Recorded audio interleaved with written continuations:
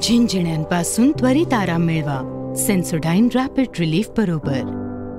रत्नागिरी जिल्ह्यातील 5ही विधानसभा मतदारसंघातील मतमोजणीला अवघ्या काही तासांमध्ये या ठिकाणी सुरुवात होते आहे आणि याच अनुषंगानं बोलण्यासाठी आपल्यासोबत आहेत शिवसेनेचे नेते आणि उद्धव ठाकरे गटाचे आमदार राजन साळवी साहेब।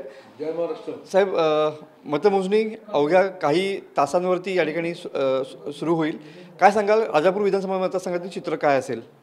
विधानसभा निवडणुकीची घोषणा झाली, त्यानंतर 20 नोव्हेंबरला निवडणुकीचं मतदान पार पडलं आणि आज 23 नोव्हेंबर रोजी काही तासामध्येच मतमोजणी चालू होईल। नक्की मला विश्वास आहे की हा मतदारसंघ वर्षानुवर्षे शिवसेनेच्या ताब्यामध्ये असलेला मतदारसंघ आहे। या मतदारसंघामध्ये आत्तापर्यंत मी तिसऱ्यांदा निवडून आलेला आहे आणि या मतदारसंघामध्ये मी चौकार मारून बाजी मारणारच, हा आम्हाला विश्वास आहे। बरोबर आहे। प्रतिस्पर्धी या ठिकाणी ज्या ठिकाणची लढत शिवसेना विरुद्ध शिवसेना अशीच होती। किरण सामंत या ठिकाणी शिवसेनेकडनं म्हणजे शिंदे गटाकडनं या ठिकाणी उमेदवार होते, काय सांगाल? ही निवडणूक प्रतिष्ठेची होती की नव्हती हे तुम्हाला निकालावरनं समजेल।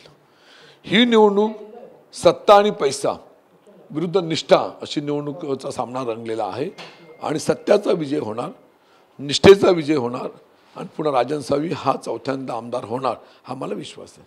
बरोबर आहे। तुमच्या पद्धतीनं रत्नागिरी जिल्ह्याचं चित्र काय राहील, काय अंदाज असेल तुमचा? कसं बघतात रत्नागिरी जिल्ह्यातल्या इतर विधानसभा निवडणुकीमध्ये? रत्नागिरी जिल्ह्यामध्ये 5 विधानसभा मतदारसंघ आहे, त्या 5ही ठिकाणी महाविकास आघाडीचे उमेदवार निवडून येतील, हा मला ठामपणे विश्वास आहे।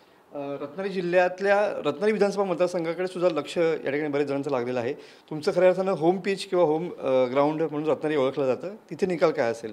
रत्नागिरी विधानसभा मतदारसंघ हा अनेक वर्षापूर्वीपासून शिवसेना भाजपाचा होता, त्यानंतरच्या काळामध्ये तो शिवसेनेचा झाला युती तुटल्यानंतर।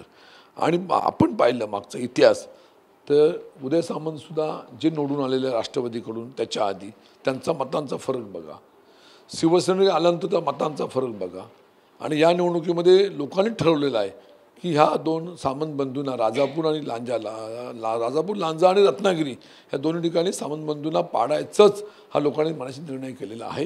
ते दोन्ही सामंत बंधू हा पाडणार, हा मला विश्वास आहे।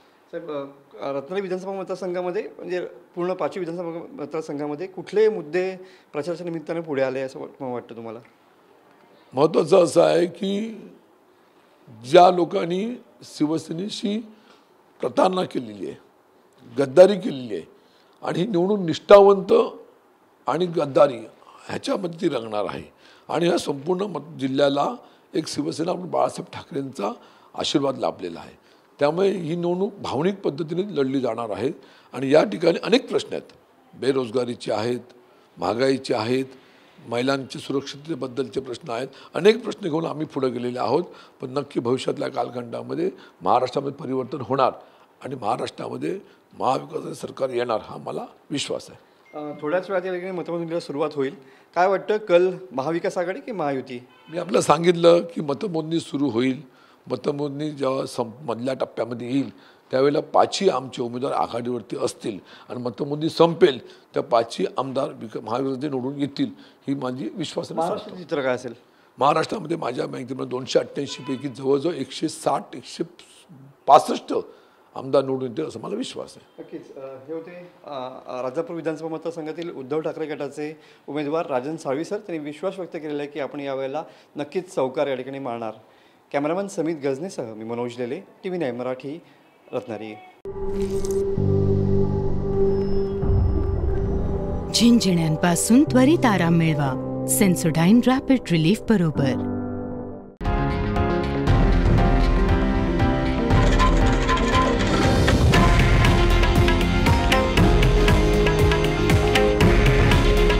हे आहे देशातील नंबर 1 न्यूज नेटवर्क आणि आपण पाहत आहात TV9 मराठी। काळजी तुमची, हित महाराष्ट्राचं।